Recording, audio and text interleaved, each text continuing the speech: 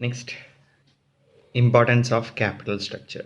Why capital structure is so important? So let us see with an example. നമുക്ക് മൂന്ന് type of companies ഉണ്ട്, A, B and C. So മൂന്ന് കമ്പനിക്കും ആവശ്യമായിട്ടുള്ള initial investment, so starting സ്റ്റേജിലെ ഫണ്ടാണ് 1,00,000 റുപ്പീസാണ് ഇവിടെ ആവശ്യമുള്ളത്. ഓക്കെ, സോ മൂന്ന് കമ്പനിക്കും സെയിം എമൗണ്ട് ആണ് റിക്വയർമെൻ്റ് ആയിട്ട് സ്റ്റാർട്ടിംഗ് സ്റ്റേജിൽ വേണ്ടത്. സോ അവരുടെ ക്യാപിറ്റൽ സ്ട്രക്ചറിൽ നോക്കാം. എ എന്ന് പറഞ്ഞിട്ടുള്ള കമ്പനിയിൽ equity share capital 1,00,000. So A എന്ന് പറഞ്ഞിട്ടുള്ള കമ്പനി 1,00,000 ആവശ്യമായിട്ടുള്ള 1,00,000 റേസ് ചെയ്തിരിക്കുന്നത് ഇക്വിറ്റി ഷെയർ ക്യാപിറ്റലിൽ നിന്ന് മാത്രമാണ്. സോ 1,00,000 റുപ്പീസ് റേസ് ചെയ്തിരിക്കുന്ന ഇക്വിറ്റി ഷെയർ ക്യാപിറ്റലാണ്. 10 പെർ ഷെയർ, ഒരു ഷെയറിൻ്റെ വാല്യൂ 10 റുപ്പീസാണ്. അപ്പോൾ ഈ കമ്പനിയിൽ 1,00,000 divided by 10 that is equal to 10,000 ഷെയർസാണ് ഉള്ളത്. ഓക്കെ, ഇനി നമുക്ക് ബി കമ്പനിയിലേക്ക് പോവാം. ബി പറഞ്ഞിട്ടുള്ള കമ്പനി 50,000 ത്രൂ ഇക്വിറ്റി ഷെയർ ക്യാപിറ്റലാണ്. സോ ബി പറഞ്ഞിട്ടുള്ള കമ്പനി 50,000 ഇക്വിറ്റി ഷെയർ ക്യാപിറ്റലിനും ബാക്കി 50,000 10% ഡിബഞ്ചേഴ്സ് വഴിയാണ് റേസ് ചെയ്തിട്ടുള്ളത്. ഓക്കെ, അപ്പോൾ 50,000 10% debentures and 50,000 equity share capital through ആണ് റേസ് ചെയ്തിട്ടുള്ളത്. ഈ 10% എന്ന് പറഞ്ഞാൽ നിങ്ങൾക്കറിയാലോ, ഇൻട്രസ്റ്റ് റേറ്റ് ആണ്, അല്ലെങ്കിൽ കൂപ്പൺ റേറ്റ് ആണ് 10%. സോ 50,000 റേസ് ചെയ്തിട്ടുണ്ടെങ്കിൽ ഓരോ വർഷവും 50,000 10% 5,000 ഇൻട്രസ്റ്റ് ആയിട്ട് കൊടുക്കണം. നെക്സ്റ്റ്, സി എന്ന് പറഞ്ഞിട്ടുള്ള company 20,000 through equity share capital and 80,000 through 10% debentures. അപ്പോൾ ഇവിടെ കൺസേൺ ചെയ്യുമ്പോൾ മൂന്ന് കമ്പനിയിൽ എ എന്ന് പറഞ്ഞിട്ടുള്ള കമ്പനിയിൽ ഇറ്റ് ഈസ് എൻ അൺലിവേർഡ് ഫോം. അൺലിവേർഡ് ഫോമാണ്. ബിയും സിയും ലിവേർഡ് ഫോമാണ്. അപ്പോൾ എന്താ അൺലിവേർഡ് ഫോം? അൺലിവേർഡ് ഫോമിൽ there is no debt in its capital structure. Levered ഫോമിൽ there is debt in its capital structure. Okay, so നമ്മൾ നേരത്തെ പറഞ്ഞു ഹൈലി ഗിയർഡ് കമ്പനി ഉണ്ട്, ലോ ഗിയർഡ് കമ്പനി ഉണ്ട്. സോ ഇവിടെ എ സംബന്ധിച്ചിടത്തോളം എന്താ, അവിടെ only equity share capital, no geared ആണ്, ഇക്വിറ്റി ഷെയർ ക്യാപിറ്റൽ മാത്രമേ ഉള്ളൂ. സോ ഇവിടെ ഹൈലി ഗിയേർഡ് എന്ന് പറയുന്നത് സി ആണ്. 80,000 ഹൈലി ഗിയേർഡ് കമ്പനിയാണ് കമ്പയർഡ് ടു ബി. ബിയും ഹൈലി ഗിയേർഡ് തന്നെയാണ്, പക്ഷേ കുറച്ചുകൂടിയും ഡെറ്റ് ഇൻസ്ട്രുമെൻ്റ് കൂടുതലുള്ളത് സിക്കാണ്. So C is said to B highly geared company. ഇനി നമുക്ക് ഒരു വർഷം കഴിഞ്ഞപ്പോൾ ഇവരുടെ ലാഭം EBIT, earnings before interest and tax, മൂന്ന് കമ്പനിക്കും 15,000 തന്നെയാണ് ലാഭം കിട്ടിയിട്ടുള്ളത്. ഓക്കെ, സോ സെയിം എമൗണ്ട് ആണ്. അപ്പോൾ ഇനീഷ്യൽ ഇൻവെസ്റ്റ്മെൻറ്റ് ഇവിടെ സെയിം ആണ്. ഒരു വർഷം കഴിഞ്ഞപ്പോൾ മൂന്ന് കമ്പനിക്കും സെയിം പ്രോഫിറ്റ് ആണ് കിട്ടിയിരിക്കുന്നത്. EBIT സെയിം തന്നെയാണ്, മാറ്റില്ല. ആകെ മാറ്റുള്ളത് ഇവരുടെ ക്യാപിറ്റൽ സ്ട്രക്ചറിൽ മാത്രമാണ് മാറ്റുള്ളത്. ഓക്കെ, സോ നമുക്ക് നോക്കാം EPS, ഏർണിംഗ് പെർ ഷെയർ എത്രയാണെന്ന് നോക്കാം. സോ EBITന്ന് ഇൻട്രസ്റ്റ് ലെസ് ചെയ്യണം. ഈ കമ്പനി ഡെറ്റ് ഇൻസ്ട്രുമെൻ്റ് എടുക്കാത്ത കാരണം ഇവിടെ ദർ ഈസ് നോ ഇൻട്രസ്റ്റ്. 50,000 കടമായിട്ട് എടുത്തിട്ടുണ്ട്.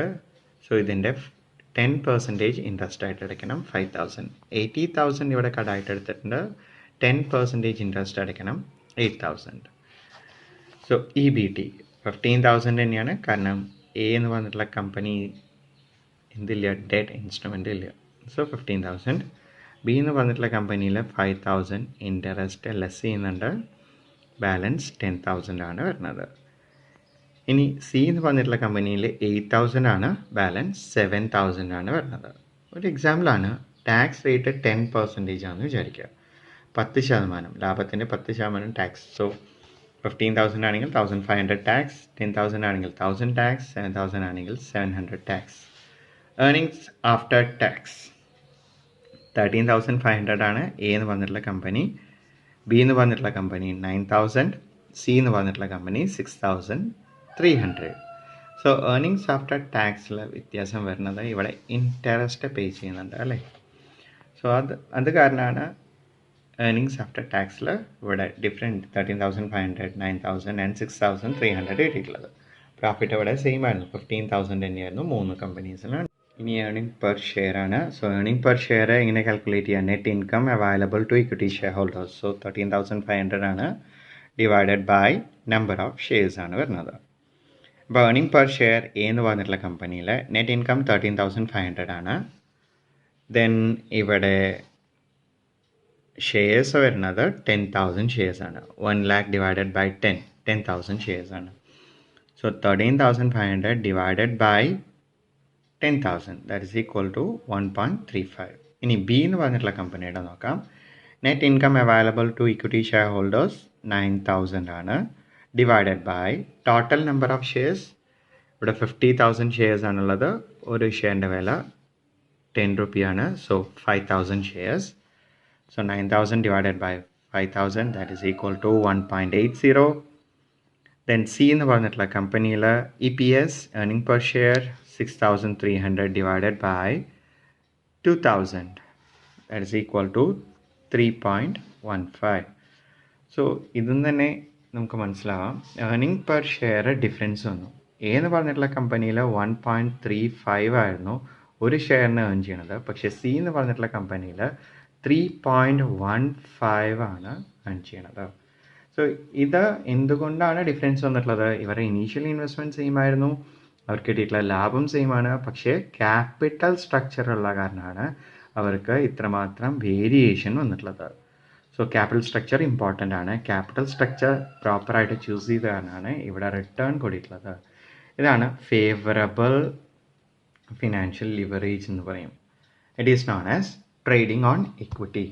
ഇവിടെ നമുക്ക് ലാഭമാണ്, അതായത് ഡിബഞ്ചർ യൂസ് ചെയ്യണ വഴി നമ്മുടെ ലാഭം കൂട്ടാൻ പറ്റി. ഒരു ഷെയറിന് 3.15 നമുക്ക് കൂട്ടാൻ പറ്റി. ഇതിനെയാണ് ട്രേഡിംഗ് ഓൺ ഇക്വിറ്റി എന്ന് പറയുന്നത്. ഞങ്ങൾക്ക് ഇമ്പോർട്ടൻറ്റ് തിയറി ക്വസ്റ്റൻ ആണ്. What do you mean by trading on equity? Okay, favourable situation. So ഇതൊരു ഫേവറബിൾ സിറ്റുവേഷനാണ്. ഇതേപോലെ തന്നെ അൺഫേവറബിൾ സിറ്റുവേഷൻ ഉണ്ടായിരിക്കും. അപ്പോൾ ഫോർ എക്സാമ്പിൾ നമ്മുടെ ഇ ബി ഐ ടി ഒന്ന് കുറഞ്ഞു പോയെന്ന് വിചാരിക്കും. ഇവിടെ ഇ ബി ഐ ടി 15,000 ആണ്. അപ്പോൾ ഇ ബി ഐ ടി ഒന്ന് കുറഞ്ഞു എന്ന് വിചാരിക്കും. ഇപ്പോൾ ഫോർ എക്സാമ്പിൾ നമുക്ക് 8,000 ആണ് ഇ ബി ഐ ടി എന്ന് വിചാരിച്ചു. 8,000 രണ്ടാമത്തെ വർഷം നമുക്ക് 8,000 കിട്ടിയെന്ന് വിചാരിച്ചു. ഒരു എക്സാമ്പിളാണ്. സപ്പോസ് നമുക്കൊരു 8,000 കിട്ടി. സോ ഇൻട്രസ്റ്റ് നമുക്ക് സ്കെയിൽ എൻ്റെ കേസിൽ there is no debt. So അവിടെ ഇൻട്രസ്റ്റ് ഇല്ല. ദെൻ സെക്കൻഡ് കേസിൽ 50,000 ആണ് നമ്മൾ ഡെറ്റ് ആയിട്ട് റൈസ് ചെയ്തിട്ടുള്ളത്. സോ 50,000 10%, 5,000 നമ്മൾ അടയ്ക്കണം. ബാലൻസ് 3,000. ഇവിടെ 8,000 കംപ്ലീറ്റ് എമൗണ്ട് നമുക്ക് ഇവിടെ എന്തായിട്ട് അടയ്ക്കണം? ഇൻട്രസ്റ്റ് ആയിട്ട് പേ ചെയ്യണം, complete amount. So E B T earnings before tax.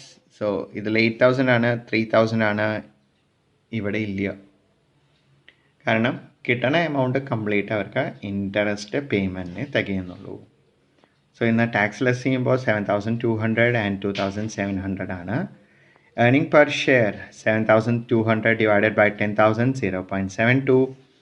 Then 2,700 ആണ് ഡിവൈഡഡ് ബൈ, അതാണ് വരുന്നത് 2,700 ഡിവൈഡഡ് ബൈ നമുക്ക് എത്ര ഷെയർ ഉണ്ട് ബി എന്ന് പറഞ്ഞിട്ടുള്ള കമ്പനിയിൽ? 5,000 shares. That is equal to 0.54 ആണ് വരുന്നത്. ഓക്കെ, സോ ഇവിടെ നമ്മളെ സംബന്ധിച്ചിടത്തോളം ക്യാപിറ്റൽ സ്ട്രക്ചറിൽ ഡെറ്റ് ഇൻസ്ട്രുമെൻ്റ് ഇല്ല എ എന്ന് പറഞ്ഞിട്ടുള്ള കമ്പനി. അവർക്കാണ് കൂടുതൽ റിട്ടേൺ കിട്ടിയിട്ടുള്ളത്. ഒരു ഷെയറിന് 72 പൈസ വെച്ചിട്ട് കിട്ടി. പക്ഷേ ഇവിടെ ബി എന്ന് പറഞ്ഞിട്ടുള്ള കമ്പനിയിൽ ക്യാപിറ്റൽ സ്ട്രക്ചറിൽ ഡെറ്റ് ഇൻസ്ട്രുമെൻ്റ് ഉള്ള കാരണം 0.54 ആണ്. ആൻഡ് സി എന്ന് പറഞ്ഞിട്ടുള്ള കമ്പനിയിൽ there is no profit no loss, ലാഭമില്ല നഷ്ടമില്ല. സോ ഏർണിംഗ് പെർ ഷെയർ 0 ആണ് വരുന്നത്. ഇതിനെയാണ് അൺഫേവറബിൾ സിറ്റുവേഷൻ എന്ന് പറയുന്നത്. ഓക്കെ, സോ ഇത് ഫേവറബിൾ, നമുക്ക് കൂടുതൽ, അതായത് ഡെറ്റ് ഇൻസ്ട്രുമെൻറ്റ് യൂസ് ചെയ്യുന്ന കാരണം നമുക്ക് കൂടുതൽ നമ്മുടെ റിട്ടേൺ കൂട്ടാൻ പറ്റി. ഡെറ്റ് ഇൻസ്ട്രുമെൻറ്റ് യൂസ് ചെയ്ത കാരണം നമ്മുടെ റിട്ടേൺ കുറഞ്ഞു പോയി. ഇതാണ് അൺഫേവറബിൾ സിറ്റുവേഷൻ. ഇത് ഫേവറബിൾ സിറ്റുവേഷൻ. സോ ഫേവറബിൾ സിറ്റുവേഷനെയാണ് ട്രേഡിംഗ് ഓൺ ഇക്വിറ്റി എന്ന് പറയുന്നത്. ഓക്കെ.